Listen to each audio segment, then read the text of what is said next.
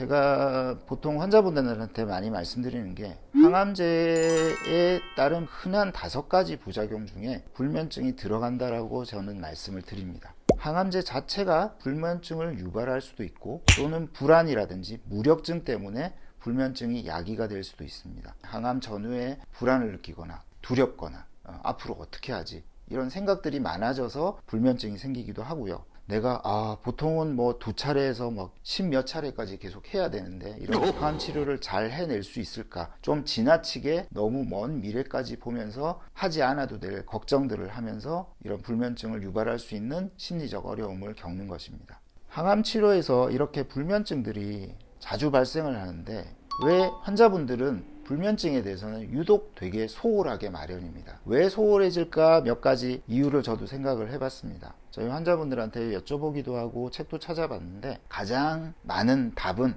불면증 자체를 항암제 부작용이라고 생각하지 않는 겁니다. 그냥 나의 문제거나 항암제 때문에 힘들어서 내가 좀 이거를 잘 이겨내지 못해서라고 스스로 합리화를 하는 거죠. 또 많은 것들 중에 하나는 항암 치료라는 큰 어떤 주제가 있지 않습니까? 그 주제를 영향을 받을까봐 다른 치료들을 자꾸 거부하시게 돼요. 심지어 소화제 먹는 것도 혹시 간이 나빠지면 어떡하지? 이런 걱정을 하고 수면제 처방을 해서 수면제를 복용을 권유를 드리면 이거 먹고 나중에 못 끊으면 어떡하죠? 이런 걱정을 하시고 또 아침에 한번 먹었더니 너무너무 해롱거려요.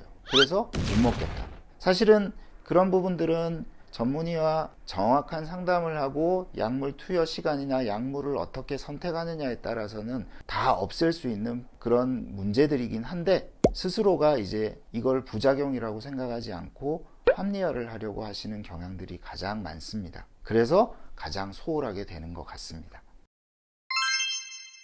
일단은 여러분들이 가지셔야 될 생각 중에 하나는 이 불면증에 대한 오해를 깨는 것입니다. 자, 이렇게 생각하세요. 우리에게 있어서 먹는 거, 자는 거, 배출하는 거, 움직이는 거 이거는 어떤 경우에도 우리가 일정하게 유지를 해야 우리 몸이 잘 돌아가고 리듬 있게 유지가 될 수 있는 습관이나 행동들입니다. 그런데 이 중에 하나가 수면이에요.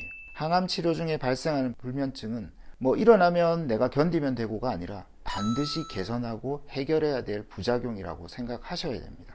불면이 주는 손해는 제가 이전 방송에도 많이 얘기를 했어요. 요약을 하자면 본인은 지금 항암 치료를 하고 있습니다. 항암제가 독하다는 건 누구나 다 알고 있어요. 그리고 생각보다 환자분들이 느끼는 공포감이 더 큽니다. 그러다 보니까 항암제가 몸을 망가뜨린다는 생각을 해요. 근데 실제로 이런 항암 치료를 하면서 부작용을 그냥 간과하고 그냥 스스로 버티기만 하면 오히려 몸을 더 망가뜨리게 되는 결과를 유발할 수 있습니다. 당연히 자는 동안 일어나야 할 면역을 보충하는 작용들이 부족해져서 면역 저하가 더 악화가 될 수 있고요. 그리고 잠을 못 잠으로 해서 피로감이 증가하겠죠. 그러면 다음날 내가 생활하는데도 훨씬 더 어려움을 겪을 수 있습니다. 그러니 낮에 내가 계획했던 리듬을 제대로 할 수가 없죠. 밥을 제대로 때를 맞춰서 먹는다든지 내가 생각했던 규칙적인 운동을 한다든지 이런 것들을 도저히 할 수가 없는 상황이 됩니다. 그리고 아이러니하게도 잠을 잘 못 자게 되는 게 우리가 암을 유발하는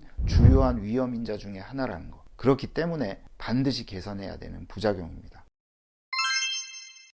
불면증을 제대로 치료를 하지 않으면 항암 치료 후에 다 끝났어요. 이제 나는 드디어 항암 치료가 다 끝났어요. 근데 불면증이 해결이 안 됩니다. 왜냐하면 그 항암 치료를 하는 동안 리듬이 바뀌어 버린 거예요. 내가 원래 가지고 있던 잘 자고 있던 리듬이 깨져서 그 리듬을 회복하는데 또 다른 치료가 필요할 수 있고 훨씬 더 불면증으로 겪는 어려움이 길어질 수 있다는 겁니다. 그렇기 때문에 이런 불면이나 수면 장애가 일어났을 때 항암 치료 중이라도 적극적으로 대처를 해야 됩니다.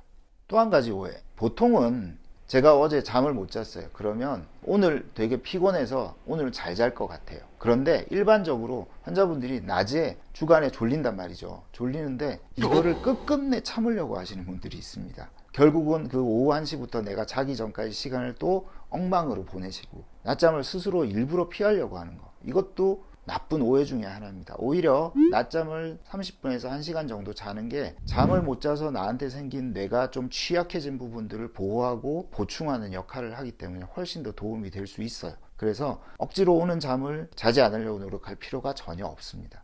환자분들이 또 오해하는 속설 중에 하나가 몸을 너무 힘들게 하면 잠이 잘 온다라고 하는데, 그거는 아주 일부의 경우고 아주 일시적일 경우에만 그렇습니다. 몸을 너무 힘들게 하거나 너무 많이 피곤하거나 이런 경우는 오히려 잠을 방해합니다. 그렇기 때문에 낮에 어떻게 잘 지내느냐도 되게 중요하거든요. 자, 세 번째가 제일 많죠. 습관성이 생길까봐 겁이 난다. 결론적으로 말씀드리면 불면증을 해결할 수 있는 가장 빠른 방법은 약물 치료인데, 약물 치료를 하면 그냥 다 수면제라고 생각하세요. 수면제 종류만 해도 몇십 가지가 되고, 그것들을 어떻게 적절하게 쓰느냐에 따라서는 습관성이 생기는 경우는 거의 발생하지 않습니다. 우리가 습관성이 생길 정도가 되려면 십몇 년 이상 내가 먹을 수 있는 상용량보다 더 많은 양을 먹었을 때 그 확률이 높아진다는 보고도 있습니다. 그렇기 때문에 단기적으로 이런 약물 치료를 했을 때 어떤 습관성이 생길까봐 겁을 내시는 것들에 대해서는 오해를 깨셔야 됩니다.